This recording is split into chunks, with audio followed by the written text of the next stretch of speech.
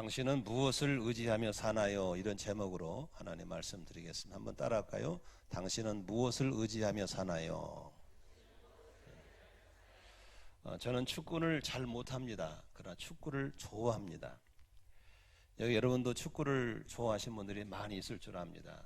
왜냐하면 다른 구기 종목은 혼자서 하지만 축구는 11명이 같이 하기 때문에 나만 잘해도 되는 게 아니고 함께 잘해야 되기 때문에 그렇습니다. 한 4년 정도 좀 전일 겁니다. 우리가 브라질 리우 올림픽에 출전할 이미 권한을 땄는데 이제 마지막 예선전 결승전이 있는 날이었습니다. 그때 시간이 1월 30일 날 밤 11시 45분에 시작한다는 소식을 듣고 얼마나 보고 싶은지 몰라요. 더군다나 상대가 일본이었어요. 우리나라 사람들은 왜 이렇게 일본만 하면 피가 끓는지 모르겠어요. 아직도 우리의 국민 감정이 남아있는 것 같습니다. 그래서 우리는 8회 연속 출전권을 이미 딴 상태고 느그담도 있지만 그 느그담을 누릴 수도 있지만 우리는 일본을 이겨야 된다는 그 민족적인 그런 감정들이 있다 보니까 아주 응원 열기가 대단했습니다. 그래서 우리나라 사람들이 한복을 입고 응원을 나가기도 하고 뭐 대단했죠. 그런데 저도 축구를 보고 싶은데 그게 토요일 날 저녁이라 내일 주일 날 설교 준비를 해야 되기 때문에 또 양심상 볼 수가 없어요. 계속 그쪽에 신경만 쓰고 있어요. 그런데 못했어요. 이제 설교진 마치고 자려고 그러는데 그래도 궁금한 거예요. 그래서 조금 열어봤어요. 열어봤는데 세상에 그때 열어볼 때가 후반전 20분이 지날 때였어요. 근데 경기가 2대 0으로 이기고 있는 거예요. 얼마나 기분이 좋은지 이건 이겼다. 끝까지 보고 싶었지만 내일 또 자고 주일날 목회를 해야 되기 때문에 일단 덮고 이겼다 생각하고 잤어요. 잤는데 새벽에 일어나는데 궁금한 거야. 결과가 그래도 궁금한. 그래서 핸드폰 켜가지고 살며시 뉴스를 봤더니 세상에 이겼다가 아니라 뜻밖의 2대 3으로 져버린 거야. 아니 뭐야 이게. 아니 후반전 20분 때 날 때까지 2대 0으로 이겼던 경기인데 불과 몇 분 남기고 3골을 먹었다는 게 도대체 이해가 안 되는 거였어요. 그래서 종일 짭짭한 건데 주일날 사역을 마치고 오후에 뉴스를 들어가 봤더니 그 당시 신태용 감독이 기자들이 질문에 페인이 뭐라고 생각하냐라고 했을 때 이렇게 얘기를 했습니다. 우리는 8년 연속 올림픽 출전을 땄고 이미 후반전에 들어서자마자 우리가 2대 0으로 이겼기 때문에 선수들이 자만한 것 같습니다. 방심한 것 같습니다. 페인이 바로 자만과 방심이었습니다. 여러분 아무리 시작이 아름다워도 끝이 아름답지 못하면 시작도 과정도 다 안 좋게 보이는 거거든요. 우리의 삶 속에 이런 분들이 의외로 많은 것 같습니다. 시작도 아름다웠고 과정도 아름다웠는데 뒤끝이 아름답지 못해서 인생 전체가 아름답지 못하게 끝나버린 사람들이 주변에 정치인들도 있고 우리 같은 목회자들도 있고 또 사업하신 분도 그런 분들이 많은 것 같습니다. 여러분 저는 복음을 전하러 여러 나라를 다니다 보니까 동양도 다지만 서양도 가보거든요. 그런데 여러분 재미있는 것은 동양 사람의 문화와 서양 사람의 문화가 많이 다른데 특히 그 중에 다른 게 뭐냐면 동양 사람들은 앞마당 문화고 서양 사람들은 뒷마당 문화입니다. 우리나라 사람들은 집을 지어도 앞을 화려하게 지어요. 앞에다가 정원을 두고 앞에다가 주차장이 있고 대문도 화려하고 아무튼 앞에 보기 멋있어요.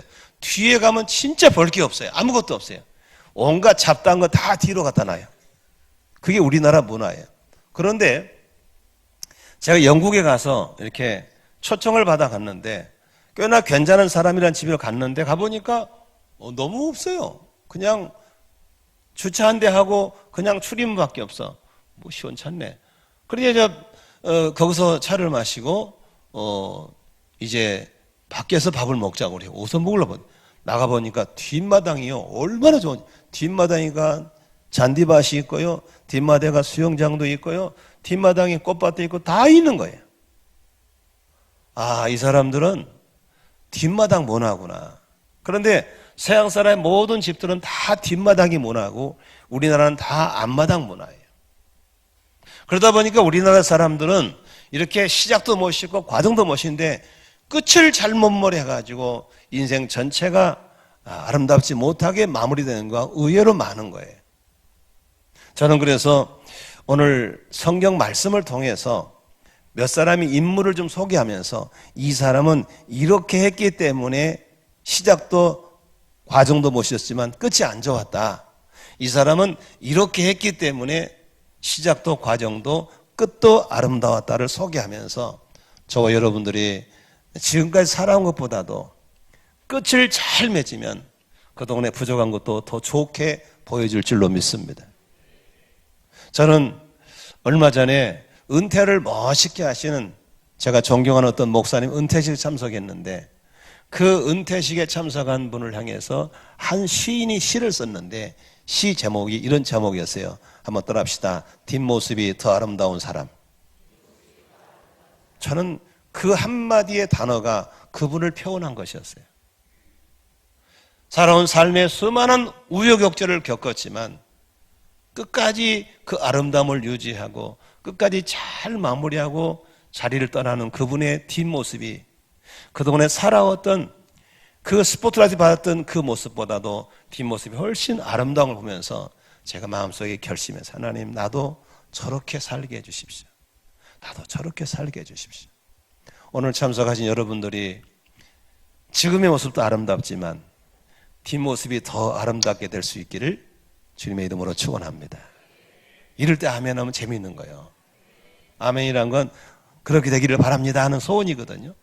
나는 여러분들의 삶에 살아가면서 많은 우여곡절을 겪지만 정말 뒤끝이 더 아름답고 그렇게 잘 마무리되면 좋겠습니다. 그렇다면 먼저 성경의 인물 가운데서 시작도 아름답고 과정도 아름답지만 끝이 아름답지 않았던 사람을 소개할게요. 그분 여러분 너무나 잘 아는 솔로몬 왕이에요. 솔로몬 왕은 알다시피 엄마가 아버지의 첩으로 들어갔거든요. 첩의 자식이에요. 다윗 왕의 첩 밧세바의 사이에서 낳은 게 솔로몬이거든요. 그러니까 당시의 이스라엘 문화로 첩의 자식은 왕이 되기가 어려워요.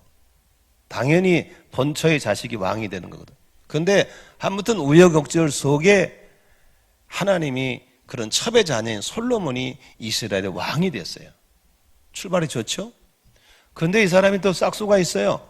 왕이 어린 나이에 왕이 돼가지고 뭘 하냐면 그 당시 왕이 백성들의 어려운 일들을 이렇게 재판해주는 그런 판단을 해줘야 되는 중요한 자리고 국정을 잘 다스려야 되거든요. 그런데 솔로몬이 생각해 보니까 자기가 도저히 이 일들을 잘할 수 있는 실력이 없는 거야. 자신이 없는 거야. 그래서 하나님께 기도를 드리는 거예요. 무려 1000번의 제사를 드려요. 소 1000마리를 바쳐가면서 제사를 드려요. 하나님 은혜를 달라고. 근데 하나님이 간절히 기도하니까 나타나셔서 뭐라고 하냐면 내가 너에게 뭘 해줄까 그래요. 그때 하나님께 솔로몬이 뭐라고 한지 아세요?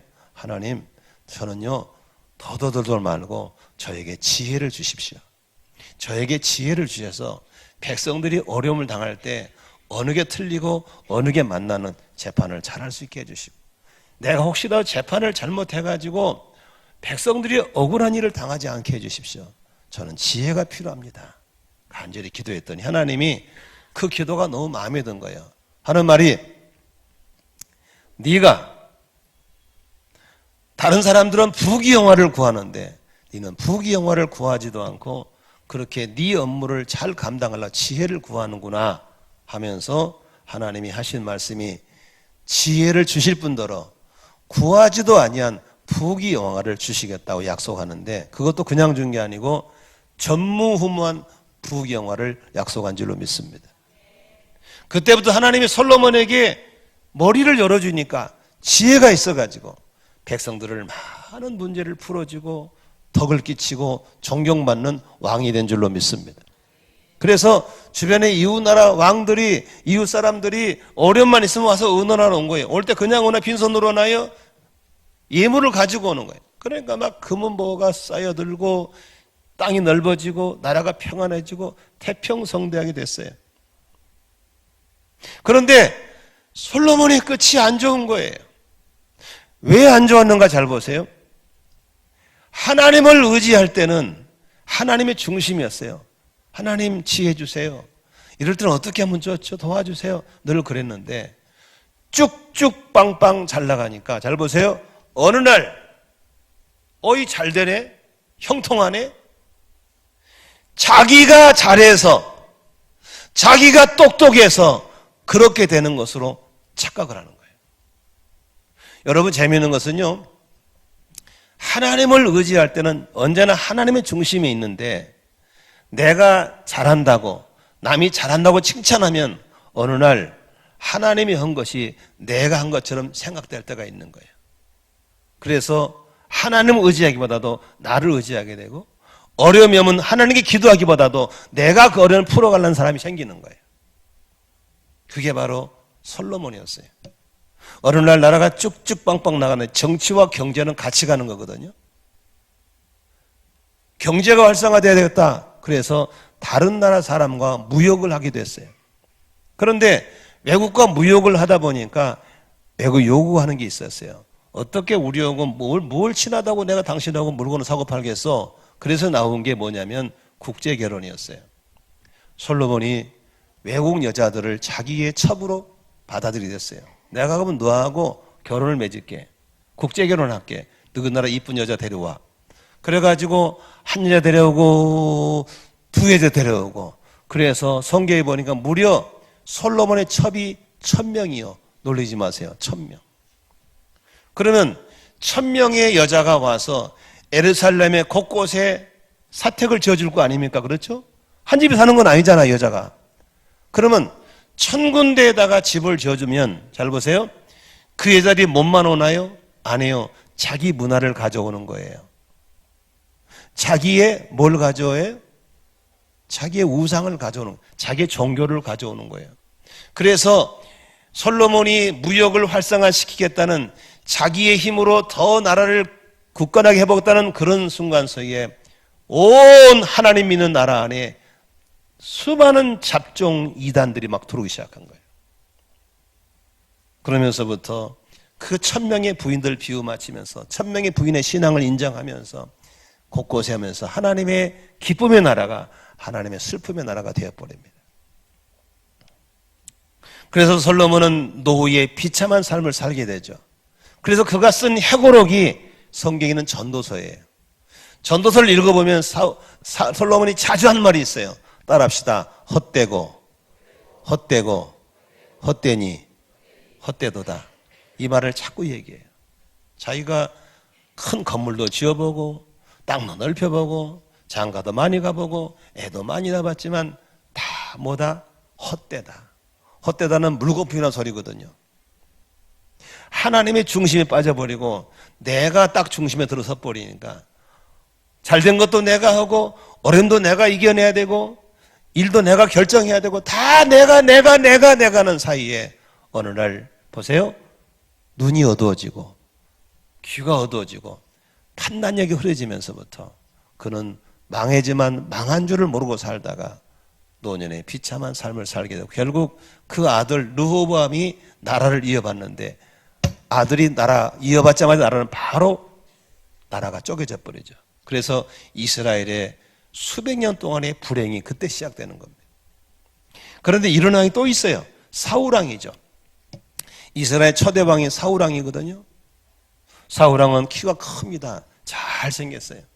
그리고 그 사람이 왕으로 됐다는 사실은 가문의 큰 영광이잖아요. 그래가지고 하나님이 사울왕을 축복을 하니까 전쟁에 나가면 이기는 거예요.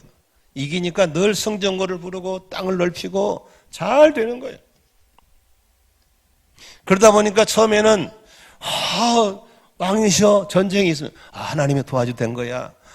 잘 됐네요. 하나님 복주된 거야. 이렇게 했는데 자꾸 잘 된다고 그러고 자꾸 칭찬하니까 어느 날 맞아.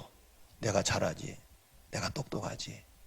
어느 날 하나님이 하셨습니다 했던 사울왕이 어느 날 그래 내가 했지.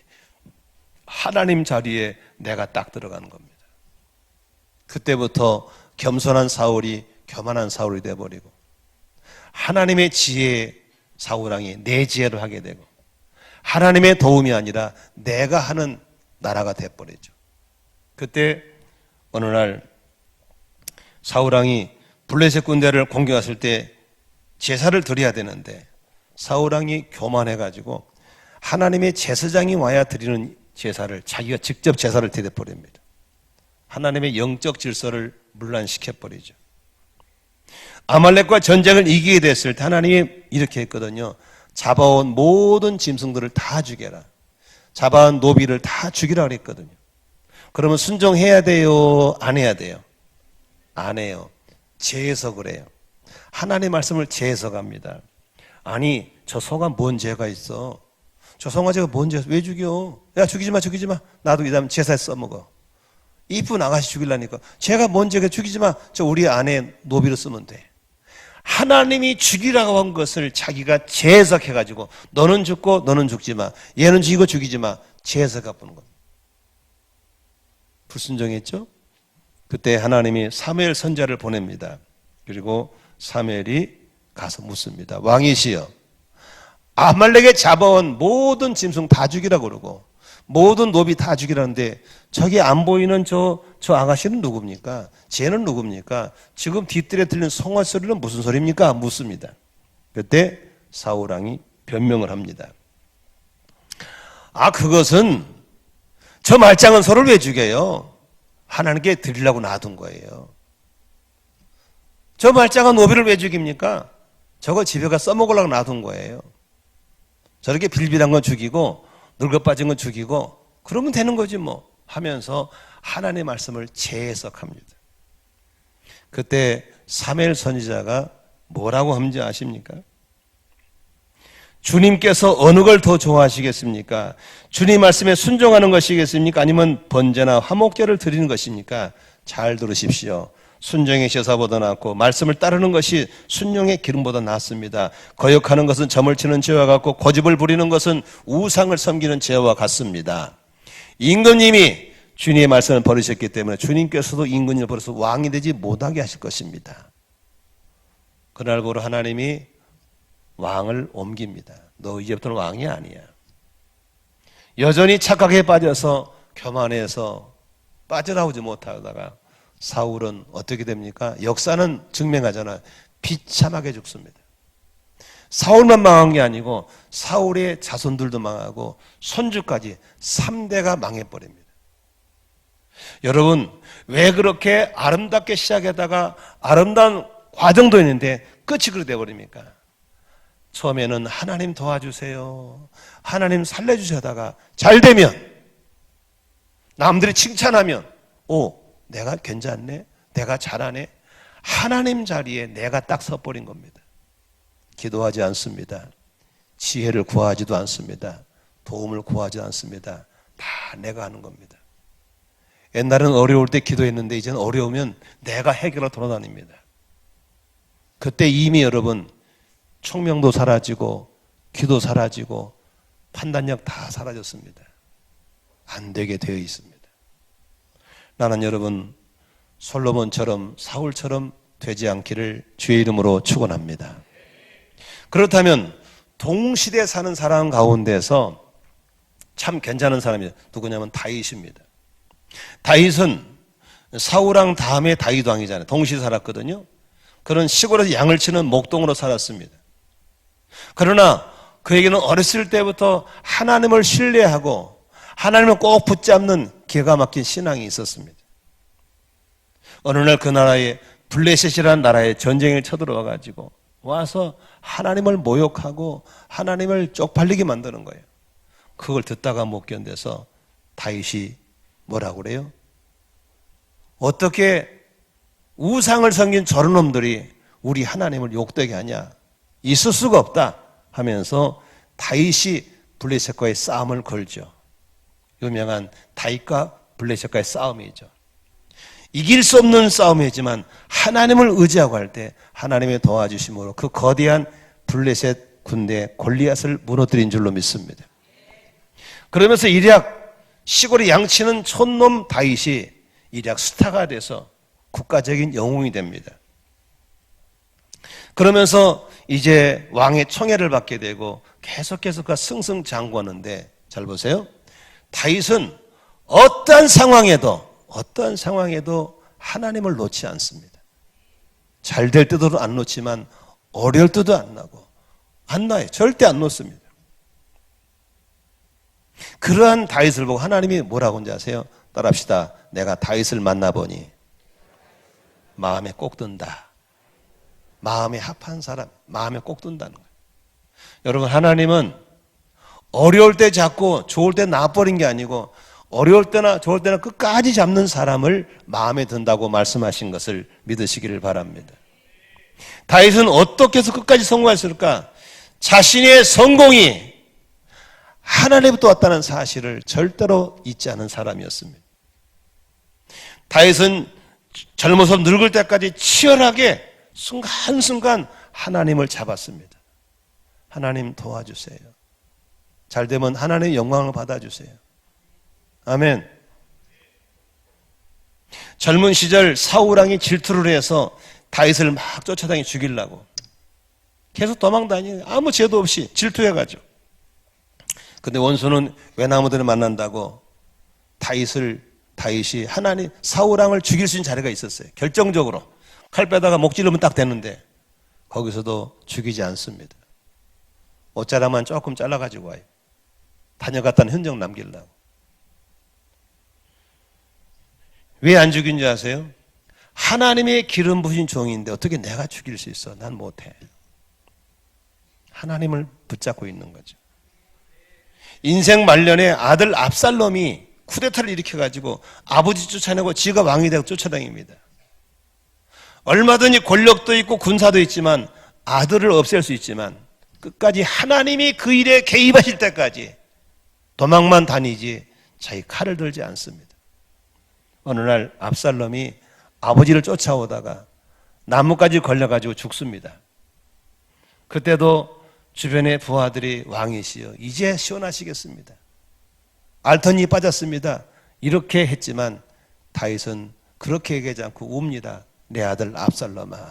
내 아들 압살롬 울면서 그 아이가 몰라서 그런 거다. 끝까지 하나님 중심으로 생각하는 그런 다윗이었습니다. 어느 날 다윗도 인간인고로 육적인 정욕을 못 이겨서 성적인 죄를 짓습니다. 치명적인 죄를 진 것이죠. 거짓말을 했죠. 살인죄를 지었죠. 이제 능지처참을 당할 상황인데도 사람들이 죄를 지면 순간적으로 도망가 버리거든요. 아담과도 숨어버렸잖아요. 그런데 다윗은 죄를 지적하니까 도망가거나 숨지 않고 손 들고 나옵니다. 하나님, 내가 죽일 놈입니다. 내가 나쁜 놈입니다. 날 살려달라고. 죄를 지어서 벌을 받게 됐을 때도 하나님 잡고 놓지 않는 사람이 바로 다윗인 줄로 믿습니다. 엄청난 승리를 하고 땅이 넓어지고 권력을 갖고 해도 하나님 잡고 있었고, 죄를 짓고 죽을 죄를 지었어도 도망가지 않고 하나님 잡고 있었고, 어려움이 와도 하나님 잡고 있었고, 다윗이 시작도 과정도 끝도 아름다운 비결이 있다면 끝까지 하나님을 놓지 않는 이것이 다윗의 아름다운 삶, 뒷모습이 아름다운 삶의 비결인 걸 믿으시기를 바랍니다. 인생을 아름답게 마감하려면 자신의 성공이 하나님께로부터 왔음을 끝까지 기억하는 사람인 줄로 믿습니다. 우리나라 속담에 화장실 들어갈 때하고 나올 때 다르다고 그러잖아요. 아니에요. 들어갈 때나 나올 때나 똑같아야 되는 것이 바로 신앙의 사람인 걸 믿으시길 바랍니다. 사람들은 누구나 자신이 하고 있는 일이 잘 성공하고 목표를 성취하고 싶죠. 여러분 다 여러분의 삶을 성공하고 싶으신 분은 아멘 하십시다. 나는 여러분 성공하기를 원합니다. 저는 목사이기 때문에 목회자가 건강한 교회를 만들고 이렇게 훌륭한 목회하고 싶은 소원이 있죠. 사업가라면 자신의 사업체가 성장해서 다른 기업과 비교해서 영향력 있는 사업이 되는 것을 다 원하실 줄로 믿습니다. 부모라면 누구든지 자식을 잘 키워서 촉망받는 성공하는 자녀를 키우고 싶은 마음이 있을 것입니다. 개인적으로 자신이 건강 행복을 누리며 풍성한 삶을 살아가는 것을 여러분이 원할 줄로 믿습니다. 하지만 이 모든 것이 내가 아니라 하나님부터 왔음을 인정하고 하나님을 잊지 않고 어려울 때 하나님 기도하고 좋을 때 하나님께 감사하고 하나님을 잡고 있는 사람이 뒷모습이 아름답다는 사실입니다. 힘들 때 하나님 도와주세요. 좋은 일 있으면 다 내가 한 거야. 이 사람 오염한 거예요. 오염한 거예요. 처음에는 사람들이 칭찬해요. 응? 아, 목사님 목회 참 잘하십니다. 그럼 뭐란 줄 알아요? 내가 괜찮은 사람이 일 안 해요. 아닙니다. 하나님이 하셨습니다. 이렇게 해요. 처음에는 다. 사장님, 교회 집사님으로서 사업을 참 잘하시네요. 그러면 그 집사가 뭐라래요? 나 괜찮은 사람 이렇게 한 사람 어디 있어요? 아닙니다. 하나님 은혜입니다. 처음에 다 그래요. 처음에는. 집사님, 자녀를 잘 키우셨더만. 자녀가 유명한 데 나오셨대. 자녀가 취도 잘했다면 그러면 아닙니다. 하나님 은혜 주셨어요. 이렇게 해, 처음에는. 근데 자꾸 칭찬 듣다 보면요. 어느 날, 그런가? 내가 괜찮은 목사네? 괜찮은 사장이네? 괜찮은 부모네? 어느 날 칭찬 듣다 보면은 그 자리에 하나님 계신 게 누가 와 있어요? 내가 와 있는 거예요, 내가. 그래. 집사님 건강을 참 잘하셨네. 그러면 아닙니다. 하나님의 은혜를 주셔서 건강합니다. 이렇게 하거든요. 근데 맨날 만날 때마다 집사님 건강하시네요. 어떻게 비결이 있어요? 그러면 이렇게 말해요. 관리를 잘했죠. 신경 많이 씁니다, 제가. 오늘 하나님 언제 없이 지가 한 거야. 지가 키우고 내가 해버린 거야. 이럴 때 위험한 거예요. 이럴 때 하나님 떠나보시고, 이럴 때 판단력이 흐려지고, 이럴 때 귀가 둔해져 버린 거예요. 이래서 솔로몬이 되고, 이래서 다 망한 거예요. 그래서 바울은 그렇게 말하잖아요. 선줄로 생각할 때 넘어질까 조심해라. 아멘. 우리 뒷모습이 아름답게 되기를 원하시면 아멘 하십니다. 지금 평안할 때, 지금 건강할 때, 하나님이 계신 자리에 지금도 그분이 계셨으면 좋겠습니다. 또 한 사람 소개할까요? 삼손입니다. 여러분 삼손 잘 아시죠? 삼손은 나시로 선별되어서 적들로 하여금 민족을 지키라고 힘 있는 장수, 지혜로운 장수로 뽑힘받았어요. 삼손이 뽑힘받을 때 벨보는 시골 놈이었어요. 그런데 하나님이 삼손에게 하나님의 성령의 능력을 확 부어준 거예요. 성령 능력을 받자마자 그가 놀라운 지혜가 생기고 힘이 얼마나 좋아지는지 이 당나귀 턱뼈 하나 가지고 적군들을 1000명을 쳐 죽였어요. 대단한 사람 아닙니까? 그러니까 삼손만 떴다 그러면 적군들이 벌벌 기는 거예요. 대단한 사람이었어요. 근데 처음에는 삼손도 그 능력이 어디서 나옵니까? 그러면 하나님의 은혜입니다. 주영이 함께 하시고 이렇게 말했어요. 그런데 맨날 칭찬 듣다 보니까 어느 날 내가 상당히 능력이 있네. 내 앞에는 적군이 없어져 버리네. 내가 사는 거예요. 내가 살아. 그러면서부터 어떻게 돼요? 평상시에 좋아하는 농담 땀먹기, 주식 잡기에 빠집니다. 그때 여러분 잘 보세요. 삼손을 죽이려고 덤비는 적들이 그의 약점인 기생을 보냅니다. 그래가지고 들릴라를 보내요. 그래가지고 이놈 기집년이 계속 아빠가 오빵 하면서 자꾸 달라들고 하니까 거기 넘어가는 거예요. 그래가지고 그 기생 무렵에 하라고 해롱하라고 그때 블레시점은 또 나가서 확 쳐 죽이고 그러니까 술 먹고 해롱해도 능력이 있네? 이러고 사는 거예요. 그래서 어느 날 삼손이 지가 능력인 줄 아는 거예요. 지가 힘 있는 줄 아는 거예요. 근데 적들은 기집을 보낸 이유가 힘의 근원이 어디 있는 걸 찾아내는 거예요. 그래가지고 삼손의 힘의 근원을 다 잘라버리잖아요. 근데 사사기 16장에 보면요 이런 게 있어요. 얼마나 멍청한지 힘의 근원인 여호와의 신이 떠난 줄을 몰라. 둔해져 버린 겁니다. 지금 이런 분들이 주변에 너무나 많아요. 목사님들 중에서도 옛날에 잘 나가 지금도 잘 나간 줄 알아. 안 해요. 지금 다 껍데기밖에 없어요. 정치인도 마찬가지요. 단물 다 빼먹고 아무것도 없어. 근데 여전히 자기가 똑똑한 줄 알아요. 감각이 끊어진 겁니다. 그래가지고 결국은 삼손은 잡힙니다. 적군에게 잡혀가지고 힘쓰니까 힘이 나와야 안 나와? 왜? 누가 떠났어? 하나님이 떠나버린 거예요. 지혜가 안 떠오른 거예요. 능력이 안 나타난 거예요. 왜? 누가 떠났기 때문에 하나님이 떠나버린 거예요. 그래서 여러분, 적들이 잡아다가 삼산에 뭘 뽑아버려요? 두 눈을 뽑아버려요. 여러분, 눈을 뽑아버리면 눈에서 뭐가 나올까? 피가 나겠죠. 억울할 때 울겠죠. 울면 뭐가 나올까? 눈물이 나오겠죠. 이 눈물을 무슨 눈물이라고 그래? 피눈물이라고 그래요. 우리 주변에 이런 삼손처럼 피눈물을 쏟는 분들이 얼마나 많은지 몰라요. 피눈물을 쏟으면서 죽기를 구하는 인생들이 얼마나 많은지 모릅니다. 나는 우리 사랑하는 성도님들이 우리의 남은 생애가 피눈물을 쏟는 것이 아니라 웃을 일이 더 많아지기를 주의 이름으로 축원합니다. 그렇게 되기를 원하시면 아멘 하십시다. 그러면 자기를 한번 테스트 해봐야 돼요. 내가 지금 하나님을 의지하는 사람이냐? 아니면 그 자리에 내가 들어가느냐? 자, 목사인 저, 목자, 목녀 여러분 잘 들어보세요. 성도들에게 기도하라고 가르치면 자기는 기도 안 해. 이 사람 위험한 사람이에요. 목자, 목녀님들 성도들에게 상공모라고 그러는 거 자기는 안 해. 위험한 사람이에요. 예배 인도자들 자기는 앞에서 막 찬양해. 자기는 예배 안 해. 그건 예배 인도 기술자예요. 혹은 다 싸가지 노란 사람들이에요. 나부터 예배해야 되는 거예요. 목사의 나부터 기도해야 되는 거야. 나부터 성경 읽고 성경을 믿어야 되는 거예요. 그 진짜 목사 되는 거예요. 그런데 그런 짝퉁 목사들이 이 땅에 많은 거예요. 짝퉁 예배자가 많은 거예요. 짝퉁 직분자가 많은 거예요. 다 뒤끝이 안 좋은 사람들이에요. 우리가 기도를 말하기 전에 나부터 기도해야 되는 거예요. 애들 보고 야 기도해 기도해 이런 부모 되면 안 돼요.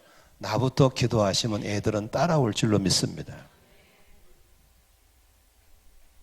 성도는 마찬가지입니다. 예배드리러 와가지고 예배는 안 드려. 생각은 딴 데 있어. 밑으로 문자하고 있어.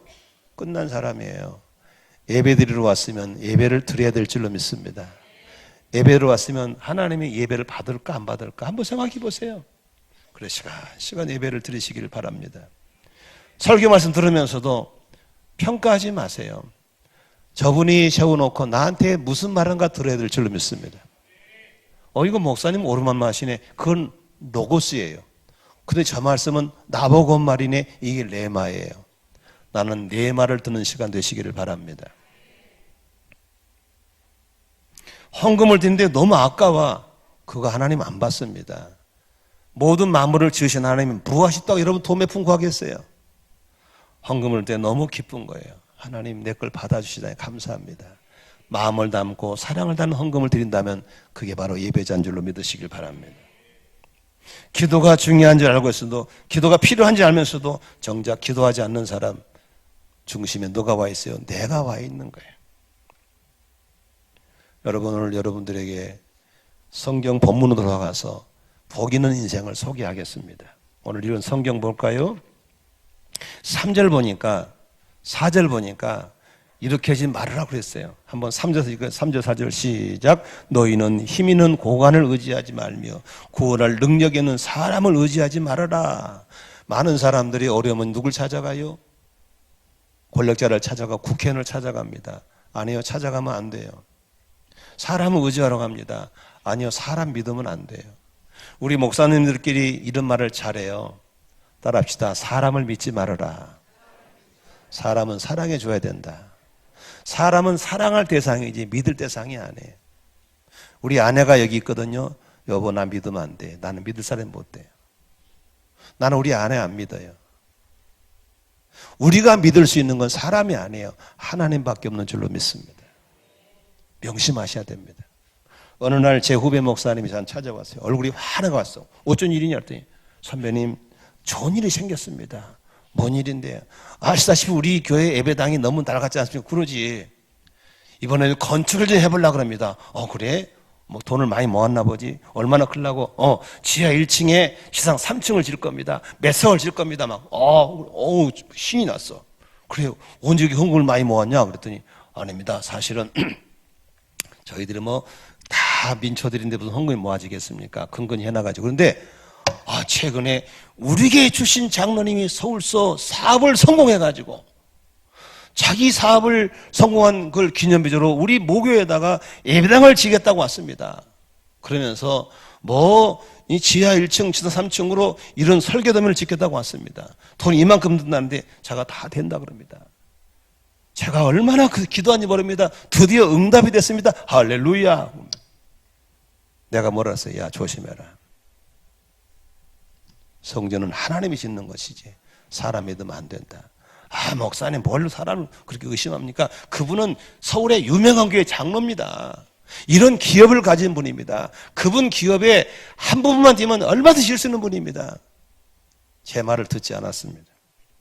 그래서 설교는 펴놓고 공사업자를 선정하고 그래가지고 기공 예배를 드리고 지하실을 파서 막 흙바닥을 막 산더미 쌓아놓고 막 그 골 쪽 올라가니까 막 좋아 난리 났습니다. 신바람 나고. 그리고 교인들을 다 데리고 이웃 동네에다가 옆 동네에다가 회관 얻어가지고 거기서 예배드리고. 그러나 저는 오래 목회한 나로서 별로 기쁘지 않았습니다. 왜냐하면 결과를 알기 때문에.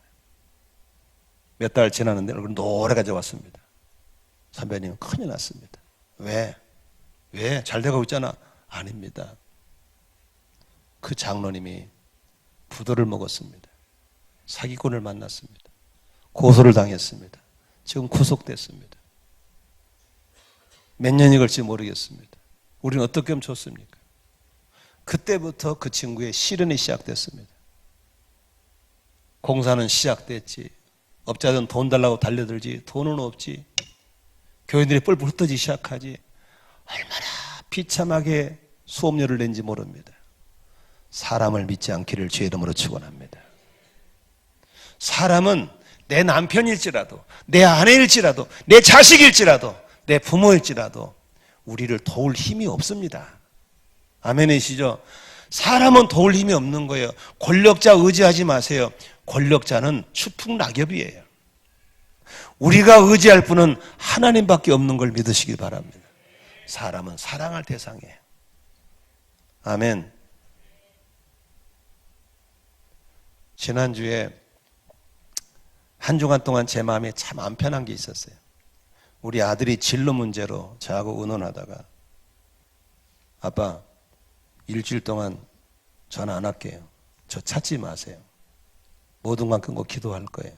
그러면서 우리가 계획했던 일정들을 엎을 생각을 하고 있는 거예요. 그 엎어버리면 골치 아프거든요. 관계들이.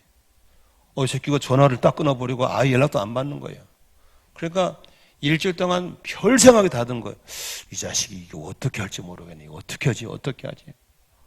그래가지고 전화도 안 받지, 하지도 않지, 연락도 안 되지.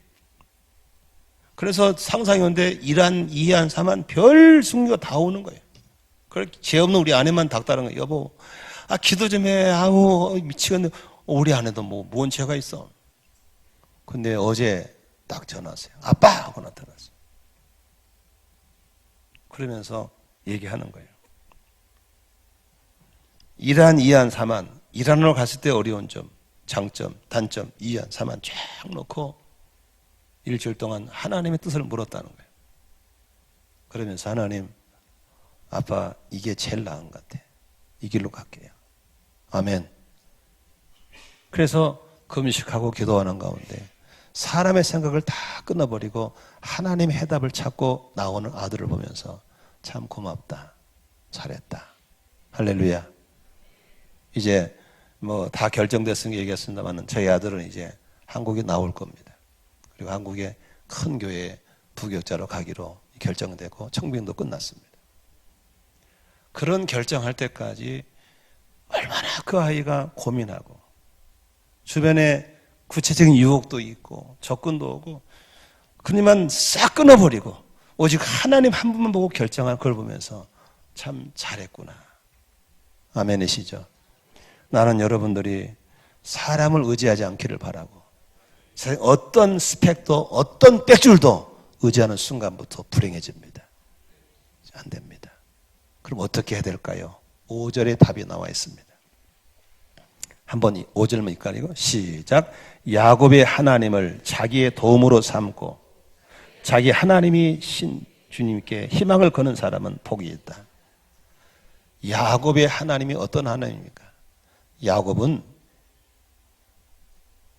쌍둥이거든요. 둘째로 태어났어요. 그러니까 자기에게 어떤 장자권이 없어요. 그러나 막 사모하니까 하나님이 장자권을 주셨어요. 너무 어려우니까 기도하니까 환경을 열어주셨어요. 삼촌집에서 20년 동안 억울한 일 당했거든요. 하나님 기도하니까 억울함을 다 갚아주셨어요. 험악한 세월을 살았지만 하나님 끝까지 붙잡으니까 나중에 야곱은 웃으면서 잃어버린 아들 요셉이 국무총리가 돼가지고 품에 안겨서 웃으면서 노년을 마치게 된 줄로 믿습니다. 그 하나님이 여러분의 하나님 되시기를 바랍니다. 그 하나님을 여러분의 도움으로 삼으시기를 주의 이름으로 축원합니다. 어디에 희망을 둬야 됩니까? 바로 하나님께 희망을 두는 사람 복이 있습니다. 여러분, 대한민국 희망이 있습니까? 대통령이 바뀐다고 희망이 있습니까? 저는 아니라고 봅니다. 이 세상 어제도 희망은 없습니다. 하나님께 희망을 두시기를 바랍니다. 계속 정권은 바뀌어도 똑같습니다. 야당이 되건 여당이 되건 진보가 되건 보수가 되건 이 땅에는 희망이 없습니다. 하나님 그분이 우리 희망이고 변하지 않은 그분이 우리 희망이고 우리 신음소리를 들으시고 도우시는 그분이 우리 희망이 될 줄로 믿습니다. 결론의 말씀드리고 마치겠습니다. 앞마당의 문화에 사는 저와 여러분, 남에게 보여주고 싶죠. 차도 보여주고 싶고 집도 보여주고 싶고 메이크업도 보고 싶고 심지어는 헤어스타일, 어느 사람 반지 끼고 가지고 계속 머리를 만지더래. 반지 봐달라고 이렇게. 이게 앞마당 문화예요. 그러나 중요한 것은 우리가 살아온 삶이 아름답게 마무리돼야 되는 거예요. 그래야만 우리가 살아온 모든 것이 다 아름답게 마무리될 줄로 믿습니다. 그러나 시작도 좋고 과정도 좋았지만 마무리가 안 좋으면 다 끝나는 거예요. 다 끝나는 거예요. 안 좋게 되는 거예요. 최근에 여기 선부동 쪽에서 어떤 부부가 있었는데 열심히 살았어요. 아주 교회도 열심히 다니고 주일도 선교도 많이 하고. 그러나 지금 부부간에 심각한 문제가 생겨가지고 이혼 도장을 찍고 3개월 심의기관에 있어요. 만일에 그대로 끝나면 그 나쁜 놈 되는 거예요. 그동안 했던 건 싹 끝나버린 거예요. 지금 그대로요. 처음에는요, 하나님 의지하고 기도했어요. 잘 된다고, 훌륭하다고, 똑똑하다니까 자기가 주가 돼버린 거예요. 기도 안 하는 거예요. 내가 하는 거예요. 어려움 닥치면 내가 해결하려고 그러는 거예요. 그 사이에 판단력 흐려지고 남의 말 듣는 귀가 끝나버린 거예요. 무슨 말도 안 듣는 거예요. 멘토가 없어져 버린 거예요. 그동안 했던 거 싹 끝나버린 거예요. 아주 나쁜 놈으로 끝나버린 거예요. 여러분, 우리의 삶이 그렇게 돼서는 안 될 줄로 믿습니다. 화장실 들어갈 때와 나올 때가 같아야 됩니다. 하나님 도와주세요 했으면 끝까지 도와달라고 그러고, 좋은 일 있으면 하나님께 감사드리고, 아멘이시죠? 죄지고 도망가지 말고 하나님 살려주시는 다윗 같은 이런 사람이 되면 우리는 반드시 지금도 아름답지만 과정도 아름답지만 나중은 더 아름다운 삶이 될 줄로 믿습니다. 우리의 뒷모습 보고 당신은 정말 아름다운 사람이었다고 고백하는 그런 삶이 될 줄로 믿습니다. 기도하겠습니다.